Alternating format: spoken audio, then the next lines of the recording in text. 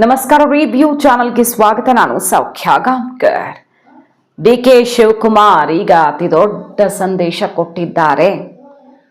ಹಾಗಾದ್ರೆ ಪ್ರಮಾಣ ವಚನದ ಡೇಟ್ ಅನ್ನ ಸೋನಿಯಾ ಫಿಕ್ಸ್ ಮಾಡಿದ್ರ? ಏನಿದು ಹೊಸದು? ಈಗ ಮೊನ್ನೆಯಿಂದ ಅದೇ ಒಬ್ಬರ ಮೇಲೆ ಹೋಗ್ತಾರೆ, ಕೆಳಗೆ ಹೋಗ್ತಾರೆ, ಕಪ್ಪೆ ಬುಟ್ಟಿಗೆ ತುಂಬೋದು ಅಂತಾರಲ್ಲ, ಹಂಗಾಗಿದೆ ಪರಿಸ್ಥಿತಿ ಕರ್ನಾಟಕ ಕಾಂಗ್ರೆಸ್ನಲ್ಲಿ. ಸರಿ, ಅದರ ನಡುವೆ ಈಗ ಡೆಲ್ಲಿಗೆ ಹೊರಟಿದ್ದಾರೆ ಡಿಕೆ. ಈ ಹೊತ್ತಲ್ಲಿ ನೋಡಿ, ಡೇಟು ಟೈಮು ಔಟ್ ಆಗಿದೆ ಒಂದು ಕಡೆ. ಮತ್ತೊಂದು ಕಡೆ ಸೋನಿಯಾ ಗಾಂಧಿಯವರು ಏನು ಮಾಡಿದ್ದಾರೆ? ಕರ್ನಾಟಕ ನಾಯಕತ್ವಕ್ಕೆ ಸಂಬಂಧಪಟ್ಟಂತೆ 1.5 ಗಂಟೆ ಮೀಟಿಂಗ್ ರಹಸ್ಯ ಏನು? ಡೀಟೇಲ್ಸ್ನ ಇಡ್ತಾ ಹೋಗ್ತೀವಿ. ಮಿಸ್ ಮಾಡಿದ್ರೆ ನಮ್ಮ ಚಾನಲ್ನ ಸಬ್ಸ್ಕ್ರೈಬ್ ಮಾಡಿ, ನಿಮ್ಮ ಅಭಿಪ್ರಾಯ ಕಮೆಂಟ್ ಮಾಡಿ ತಿಳಿಸಿ. ಎಸ್ ವೀಕ್ಷಕರೇ, ಡಿ ಕೆ ಶಿವಕುಮಾರ್ ಅವರು ಇದ್ದಕ್ಕಿದ್ದಂತೆ ಪ್ರಧಾನಿಗೆ ಜಗ್ಗಿಲ್ಲ, ನಾನು ಪ್ರಧಾನಿ ಮಾತನ್ನೇ ಕೇಳದೆ ಜೈಲಿಗೆ ಹೋಗಿದ್ದೆ ಅನ್ನುವಂಥ ಒಂದು ದೊಡ್ಡ ಸಂದೇಶ ಕೊಟ್ಟಿದ್ದಾರೆ.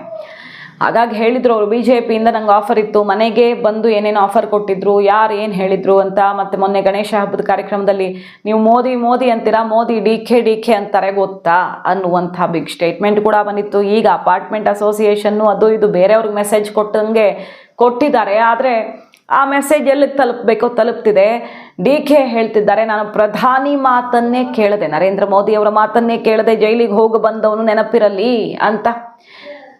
ಈ ಹೊತ್ತಲ್ಲಿ ಮೆಗಾ ಡೆವಲಪ್ಮೆಂಟ್. ಸೋನಿಯಾ ಗಾಂಧಿಯವರು 1.5 ಗಂಟೆಗಳ ಕಾಲ ಕರ್ನಾಟಕದ ಬಗ್ಗೆನೇ ಖರ್ಗೆ ವೇಣುಗೋಪಾಲ್ ಅವ್ರ ಜೊತೆ, ಸುರ್ಜೇವಾಲಾ ಇಲ್ಲ, ಬರೀ ಖರ್ಗೆ ವೇಣುಗೋಪಾಲ್, ರಾಹುಲ್ ಗಾಂಧಿ ಮತ್ತು ಸೋನಿಯಾ ಗಾಂಧಿ ನಾಲ್ವರ ನಡುವೆ ಕರ್ನಾಟಕಕ್ಕೆ ಸಂಬಂಧಪಟ್ಟಂತೆ ದೊಡ್ಡ ಮಟ್ಟದಲ್ಲಿ ಮೀಟಿಂಗ್ ಆಗಿದೆ. ಸೋನಿಯಾ ಗಾಂಧಿಯವರು ಇನ್ನೇನು ರಾಜಕೀಯದಲ್ಲಿ ಇನ್ನು ಏನು ಉಳಿಸ್ಕೊಂಡಿಲ್ಲ, ಮುಂಚೂಣಿಯಲ್ಲಿ ಇಲ್ಲ, ಅವರು ಹಿನ್ನೆಲೆಗೆ ಸರಿದು ಬಿಟ್ಟಿದ್ದಾರೆ. ರಾಹುಲ್ ಗಾಂಧಿ ಅವರಿಗೆ ಬಿಟ್ಟು ಅಂತ ಏನು ಮಾತುಕತೆ ಕೇಳಿ ಬರ್ತಿತ್ತಲ್ವ. ಆರೋಗ್ಯವನ್ನು ಕೊಂಚ ಸುಧಾರಿಸಿಕೊಂಡು ಸೋನಿಯಾ ಗಾಂಧಿಯವರು ಮತ್ತೆ ಅಖಾಡಕ್ಕೆ ಧುಮುಕಿದ್ದಾರೆ. ಇಂಡಿ ಕೂಟದ ಜೊತೆ ಮೈತ್ರಿಯನ್ನ ಭದ್ರಪಡಿಸಿಕೊಳ್ಳೋದಕ್ಕೆ ಮೀಟಿಂಗ್ಗಳಾಗ್ತಿದ್ದಾವೆ. ಶರದ್ ಪವಾರ್ ಅವರ ಬರ್ತ್ಡೇ ಕಾರ್ಯಕ್ರಮದಲ್ಲಿ ಬಹಳ ಚುರುಕಾಗಿ ಕಾಣಿಸ್ಕೊಂಡ್ರು. ಮಿತ್ರ ಪಕ್ಷಗಳ ಜೊತೆಗೆ ರಾಹುಲ್ ಅವ್ರಿಗಿಂತ ಚೆನ್ನಾಗಿ ಬೆರೆತಿರುವಂಥ ಬೆಳವಣಿಗೆ ಆಗಿದೆ. ಈ ಹೊತ್ತಲ್ಲಿ ಕರ್ನಾಟಕದಲ್ಲಿ ಕ್ರೈಸಿಸ್ ಆಗಿದೆ ಅನ್ನೋದು ಗೊತ್ತಾಗ್ತಿದ್ದ ಹಾಗೆ ತಾನೇ ಸೋನಿಯಾ ಗಾಂಧಿಯವರು ತಾನೇ ಖುದ್ದಾಗಿ ಮೀಟಿಂಗ್ ಮಾಡಿದ್ದಾರೆ. 1.5 ಗಂಟೆ ಈ ಮೀಟಿಂಗ್ ನಡೆದಿದೆ. ಈ ಹೊತ್ತಲ್ಲಿ ಡಿ ಕೆ ಡೇಟ್ ಅನ್ನ ಹೇಳಿದ್ದಾರೆ ಆಪ್ತನ ಮೂಲಕ. ನೋಡಿ, ಕೆ ಶಿವಕುಮಾರ್ ಅವರ ಪರಮಾಪ್ತ ನಾಯಕ ಇಕ್ಬಾಲ್ ಹುಸೇನ್ ಅವರು ಮತ್ತೊಮ್ಮೆ ಡೇಟ್ ಸಮೇತ ಸಿಎಂ ಆಗುವಂತ, ಅಂದ್ರೆ ಪ್ರಮಾಣ ವಚನದ ಮುಹೂರ್ತವನ್ನ ತೆರೆದಿಟ್ಟಿದ್ದಾರೆ. ಡಿ ಕೆ ಯಾವಾಗ ಸಿಎಂ ಆಗ್ತಿದ್ದಾರೆ ಅನ್ನುವಂತಹ ಡೀಟೇಲ್ಸ್ ಅನ್ನು ಇಡ್ತಿದ್ದಾರೆ. ನೋಡಿ, ಜನವರಿ 6ಕ್ಕೆ ಫಿಕ್ಸ್ ಆಗಿದೆಯಂತೆ ಪ್ರಮಾಣ ವಚನ ಕಾರ್ಯಕ್ರಮ. ರಾಮನಗರ ಶಾಸಕ ಇಕ್ಬಾಲ್ ಹುಸೇನ್ ಬಹಳ ದೊಡ್ಡ ಸ್ಟೇಟ್ಮೆಂಟ್ ಅನ್ನು ಕೊಟ್ಟಿದ್ದಾರೆ. ರಾಮನಗರದಲ್ಲಿ ಅವರ ಶಾಸ್ತ್ರದ ಪ್ರಕಾರ 6 ಇಲ್ಲ 9 2 ಡೇಟು ಫೈನಲ್ ಆಗಿದೆಯಂತೆ. ಚೆನ್ನಾಗಿದ್ದೀನಿ. ಡೆಲ್ಲಿಗೆ ಹೋಗ್ತೀರಾ? ನಾಳೆ ಹೋಗ್ತಿದ್ದೀರಾ ಸರ್? ನಾಳೆ ಬೆಳಗ್ಗೆ ಹೋಗ್ತೀನಿ. ಇಲ್ಲ ಅಂತ ಹೇಳಿದ್ರೆ ಮಕ್ಕಳ ಜೊತೆ ಇಲ್ಲ ಆಟಾಡ್ಕೊಂಡು ಇಲ್ಲೇ ಇರ್ತೀನಿ. ಇಲ್ಲೇ ಇರ್ತೀನಿ. ಅಲ್ಲ ಸರ್, ಅಂದ್ರೆ ಓಟ್ ಚೋರಿ ಪ್ರೋಗ್ರಾಮ್ ಇದೆ. ನಾಯಕರಾದ ಡಿ ಕೆ ಶಿವಕುಮಾರ್ ನೇತೃತ್ವದಲ್ಲಿ ನಮ್ಮ ವಿಧಾನಸಭಾ ಕ್ಷೇತ್ರದ ಸಾಕಷ್ಟು ಜನ ಮುಖಂಡರು ಹೋಗ್ತಾ ಇದ್ದೀವಿ. ಅದಕ್ಕೆ ನಾನು ಬೆಂಬಲವನ್ನು ಸೂಚನೆ ಮಾಡಬೇಕು. ಇಲ್ಲ, ನಾವು ಹೋಗ್ತಾ ಇರೋದು ಓಟ್ ಚೋರಿ ಕಾರ್ಯಕ್ರಮಕ್ಕೆ.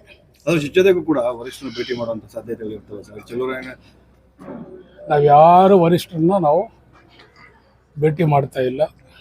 ಈಗಾಗಲೇ ನಾವೆಲ್ಲರೂ ಅವ್ರಿಗೆ ಮನವಿ ಮಾಡಿದ್ದೀವಿ. ಆ ಮನವಿಗೆ ಸ್ಪಂದನೆಯನ್ನು ಸಿಕ್ಕಿದೆ.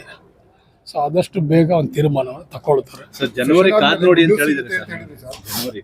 ಇವತ್ತು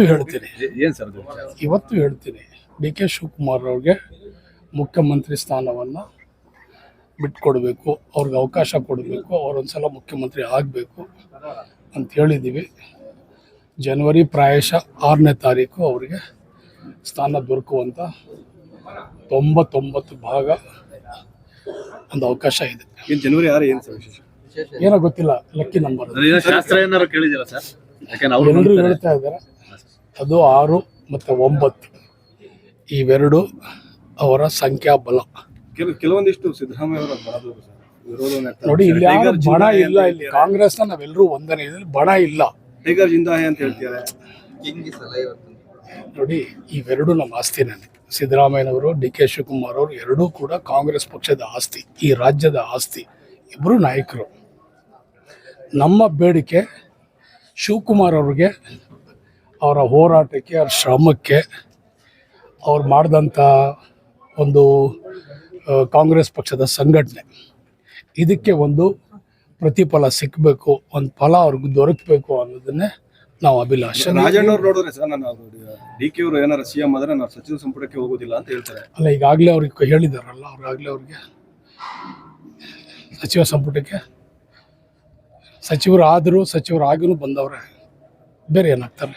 ನೀವು ನೋಡಿದ್ರೆ ಈ ತರ ಹೇಳ್ತೀವಿ ಸರ್, ಯತೀಂದ್ರ ಸಿದ್ದರಾಮಯ್ಯ ನೋಡಿದ್ರೆ ಹೈಕಮಾಂಡ್ ಯಾವುದೇ ರೀತಿ ನಾಯಕತ್ವ ಬದಲಾವಣೆ ಮಾಡಲ್ಲ ಅಂತ ಹೇಳಿ ಹೇಳಿದ್ದಾರೆ ಅಂತ ಹೇಳ್ತಾರೆ. ಅವ್ರು ಯಾರೇ ಹೇಳ್ಕೊಳ್ಳಿ ಸರ್, ಬೇರೆ ಯಾರು ರಾಜ್ಯದ ಜನರು, ಈ ಭಾಗದ ಜನರು, ನಮ್ಮ ಶಾಸಕರು, ಸಾಕಷ್ಟು ಜನರು 90 ಭಾಗ ಅವರೆಲ್ಲರೂ ಕೂಡ ಶಿವಕುಮಾರ್ ಅವ್ರಿಗೆ ಒಂದು ಅವಕಾಶ ಕೊಡಬೇಕು ಅಂತ ಹೇಳಿ ಎಲ್ಲರೂ ಮನವಿ ಮಾಡ್ಕೊಂಡಿದ್ದಾರೆ. ಎಲ್ಲರೂ ಆಸೆ ಇದೆ, ಮಾಡ್ತಾರೆ. ಅಲ್ಲ ಸರ್, ಇಷ್ಟು ಕನ್ಫರ್ಮ್ ಆಗಿ ತಾವು ಜನವರಿ 6ನೇ ತಾರೀಕು ಅವರು 99% CM ಆಗ್ತಾರೆ ಅಂತ ಹೇಳ್ತಿದ್ದಾರೆ. ಯತೀಂದ್ರ ಅವ್ರು ನೋಡಿದ್ರೆ ಈ ರೀತಿ ಹೇಳ್ತಾರೆ. ಅವ್ರು ಏನೇ ಹೇಳ್ಕೊಳ್ಳಿ ಅಂದ್ರೆ ಯಾವ ಸೋರ್ಸ್ ಹೇಳ್ಕೊಳ್ಳಿ, ಅವ್ರು ಏನೇ ಹೇಳ್ಕೊಳ್ಳಿ, ಶಿವಕುಮಾರ್ ಅವರು ಮುಖ್ಯಮಂತ್ರಿ ಆಗ್ತಾರೆ 6ನೇ ತಾರೀಕು. ಜನರ ಆಕಾಂಕ್ಷೆ ಅಂತಿರಲ್ಲ ಸರ್, ಶಾಸಕರ ಬಲ ಇಲ್ಲ ಅನ್ನುವಂಥದ್ದು ಕೂಡ ಚರ್ಚೆ ಆಗ್ತಾ ಇದೆ ಸರ್.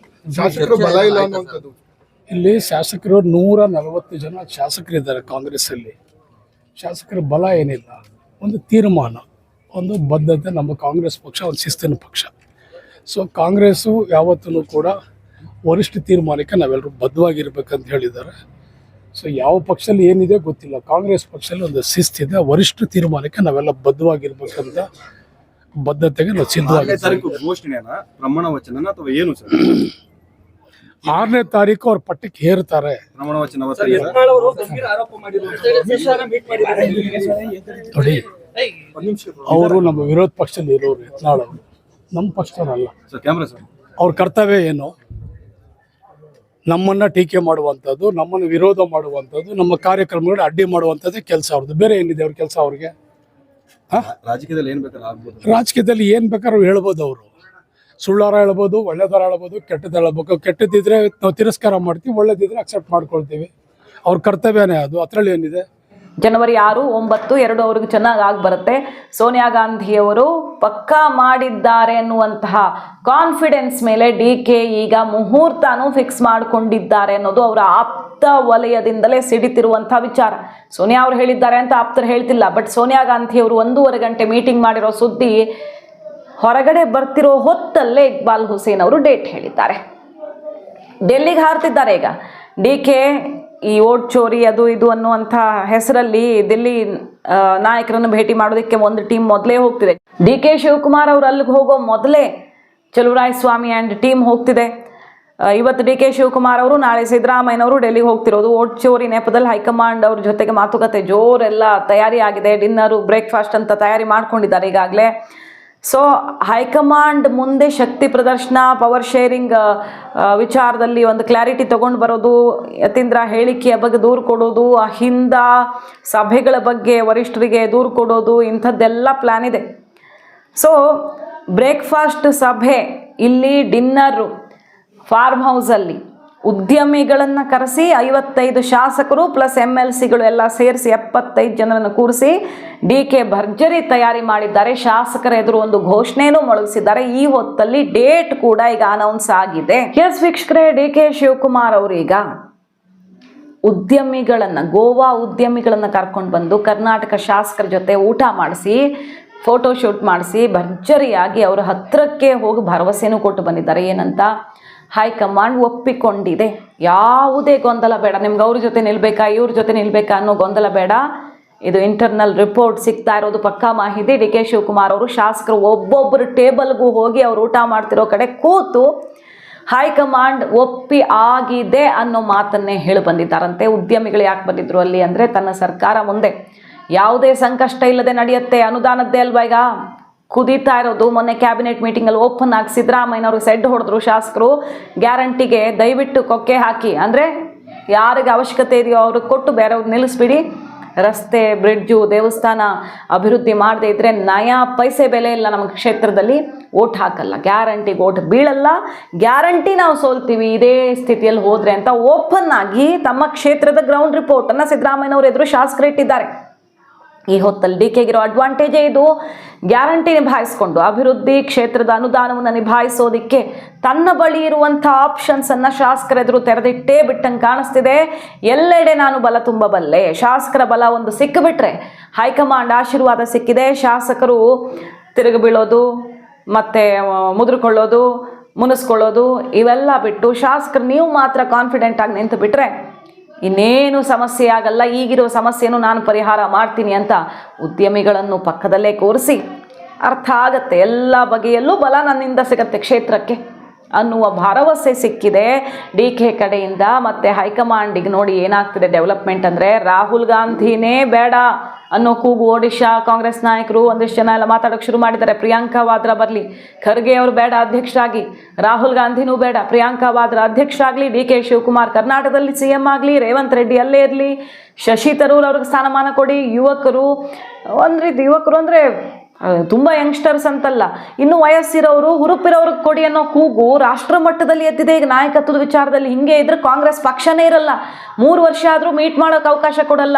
ರಾಹುಲ್ ಗಾಂಧಿ ಅವರು ಅನ್ನೋ ತನಕ ಎಲ್ಲ ಮಾತಾಡ್ತಿದ್ದಾರೆ. ಅಷ್ಟು ಆಕ್ರೋಶ ಎದ್ದಿರೋ ಹೊತ್ತಲ್ಲಿ ಸೋನಿಯಾ ಗಾಂಧಿ ಅವರು ಖುದ್ದಾಗ ಬಂದಿದ್ದಾರೆ. ಸೋನಿಯಾ ಗಾಂಧಿ ಅವರು ಏನು ಉಳಿಸ್ಕೊಂಡೇ ಇಲ್ಲ, ಪಕ್ಷದ ಮೇಲೆ ಹಿಡಿತ ಅಂತಿದ್ದವ್ರಿಗೆ ಶಾಕ್ ಕೊಡೋ ರೀತಿಯಲ್ಲಿ ಮೀಟಿಂಗ್ಗಳನ್ನು ಮಾಡಿದ್ದಾರೆ. ಕರ್ನಾಟಕದ ವಿಚಾರ ಪರ್ಟಿಕ್ಯುಲರ್ ಆಗಿ 1.5 ಗಂಟೆ ಮೀಟಿಂಗ್ ಆಗಿದೆ. ಈ ಮೀಟಿಂಗಲ್ಲಿ ಸೋನಿಯಾ ಗಾಂಧಿ ಅವರದ್ದೇ ಖಡಕ್ ನಿರ್ಧಾರ ಅನ್ನುವಂಥ ಬ್ರೇಕಿಂಗ್ ನ್ಯೂಸ್ ಬರ್ತಿದೆ. ಈ ನ್ಯೂಸ್ ಹೊತ್ತಲ್ಲೇ ಪ್ರಮಾಣ ವಚನದ ಡೇಟು ಡಿ ಕೆ ಬಣದಿಂದ ಅನೌನ್ಸ್ ಆಗಿದೆ. ಪ್ರಧಾನಿಗೆ ಹೆದರಿದ ಮಗ ಅಲ್ಲ ನಾನು ಅನ್ನುವಂಥ, ಅಂದರೆ ನನ್ನನ್ನು ಹೆದರ್ಸೋಕೆ ಬರಬೇಡಿ, ಎತ್ತು ಬಿಡ್ತೀವಿ ಸರ್ಕಾರ ನೀವು CM ಆಗಿಬಿಟ್ರೆ ಉಳ್ಕೊಂಡು ಬಿಡುತ್ತಾ? ಸತೀಶ್ ಜಾರಕಿಹೊಳಿ ಸಿಡ್ದೆದ್ರೆ ಏನು ಮಾಡ್ತೀರಿ, ಶಾಸಕರ ಕಿತ್ತೆದ್ದು ಹೋದ್ರೆ ಏನು ಮಾಡ್ತೀರಿ ಅನ್ನೋ ಥರ ಹೆದರಿಸೋ ಪ್ರಯತ್ನ ಆಗ್ತಿದೆ ಅನ್ನೋದೇ ಅಲ್ವಾ ಆರೋಪ. ಸೊ ಹೆದರೋ ಮಗ ಅಲ್ಲ ನಾನು, ಪ್ರಧಾನಿಗೆ ಕೇರ್ ಮಾಡಿರಲಿಲ್ಲ ಅನ್ನುವ ಮೂಲಕ ಎಲ್ಲೆಲ್ಲಿಂದ ನನಗೇನೇನು ಆಫರ್ಗಳಿದ್ದು ಅನ್ನೋದನ್ನು ಕನ್ಫರ್ಮ್ ಮಾಡಿ ಡಿ ಕೆ CM ಕುರ್ಚಿ ಏರೋದಕ್ಕೆ ರೆಡಿ ಆಗಿದ್ದಾರೆ. ಅಧಿವೇಶನ ಮುಗೀತಿದ್ದಂಗೆ ಡಿಸೆಂಬರಲ್ಲೇ CM ಆಗ್ತಾರೆ ಅಂತ ನಿನ್ನೆ ಅಷ್ಟೇ ಹೇಳಿದ್ರು ಇಕ್ಬಾಲ್ ಹುಸೇನ್ ಅವರು. ಅಂದರೆ ಆಲ್ರೆಡಿ ನಿರ್ಧಾರ ಆಗಿದೆ ಅಂತ. ಅವ್ರಿಗೆ ಆಗಬರೋ ಡೇಟ್ ಪ್ರಕಾರ ಜನವರಿ 6 ಇಲ್ಲ 9ಕ್ಕೆ ಪ್ರಮಾಣ ವಚನ ಅನ್ನುವ ಘೋಷಣೆಯನ್ನು ಈಗ ಮೊಳಗಿಸಿದ್ದಾರೆ. ಸೊ ಡೆಲ್ಲಿಗೆ ಹೋಗ್ತಿರುವ ಹೊತ್ತಲ್ಲಿ ಡಿ ಕೆ ಸಿದ್ದು ಬಣಕ್ಕೆ ಬಿಗ್ ಶಾಕನ್ನೇ ಕೊಟ್ಟಿದ್ದಾರೆ. ಖಂಡಿತ ಒಂದಂತೂ ಕಾಣಿಸ್ತಿದೆ, ಹೈಕಮಾಂಡ್ ಈಗ ಯಥಾಸ್ಥಿತಿಯಲ್ಲಿ ಹೆಂಗಾದರೂ ಮ್ಯಾನೇಜ್ ಮಾಡ್ಕೊಂಡು ಹೋಗೋಣ ಅನ್ನೋ ಮನಸ್ಥಿತಿಲಿ ಇಲ್ಲ. ಯಾಕಂದರೆ ಯಥಾಸ್ಥಿತಿ ಡ್ಯಾಮೇಜ್ ಆಗದೇ ಇರೋ ಥರ ಈ ಕಂಟ್ರೋಲ್ ಮಾಡಿಕೊಂಡು ಎಲ್ಲೆಡೆ ಸೋಲನ್ನು ಅನುಭವಿಸಿದ್ದಾಗಿದೆ. ಸೊ ಕಾಂಗ್ರೆಸ್ ದೇಶವ್ಯಾಪಿ ಈಗ ಪ್ರಯೋಗ ಮಾಡಲೇಬೇಕಾದ ಅನಿವಾರ್ಯತೆಗೆ ಸಿಕ್ಕಾಕೊಂಡಿದೆ. ಅಯ್ಯೋ ಏನಾಗ್ಬಿಡುತ್ತೋ ಬದಲಾವಣೆ ಮಾಡಿದ್ರೆ ಅಂತ ಆಲೋಚಿಸೋದು ಯಾವಾಗ, ಎಲ್ಲ ಕಡೆ ಇದ್ದಾಗ, ಏನೂ ಇಲ್ಲದೆ ಇರುವಾಗ ಮತ್ತೆ ಸ್ಕ್ರ್ಯಾಚಿಂದ ಪಕ್ಷವನ್ನು ಎದ್ದು ನಿಲ್ಲೋ ರೀತಿ ಮಾಡುವಂತಹ ಸ್ಥಿತಿಲಿರೋದ್ರಿಂದಾಗಿ ದೇಶವ್ಯಾಪಿ ಪ್ರಯೋಗ ಮಾಡಿ ಹೊಸತನವನ್ನು ನೋಡೋದಿಕ್ಕೆ ರೆಡಿ ಆಗ್ತಿರುವಂತಹ ಕಾಂಗ್ರೆಸ್ ಹೈಕಮಾಂಡ್ ಈಗ ಡಿ ಕೆಗೆ ಪಟ್ಟ ಕಟ್ಟೋದೇ ಫಿಕ್ಸಾ? ಹಾಗಾದರೆ ಆ ಕಾನ್ಫಿಡೆನ್ಸನ್ನು ತೋರಿಸ್ತಿದೆ ಓಪನ್ ಆಗಿ ಡಿ ಕೆ ಬಣ. ಮಾಹಿತಿ ಇಷ್ಟ ಆಗಿದ್ರೆ ಮಿಸ್ ಮಾಡದೆ ನಮ್ಮ ಚಾನಲ್ನ ಸಬ್ಸ್ಕ್ರೈಬ್ ಮಾಡಿ, ನಿಮ್ಮ ಅಭಿಪ್ರಾಯ ಕಮೆಂಟ್ ಮಾಡಿ ತಿಳಿಸಿ. Thank you.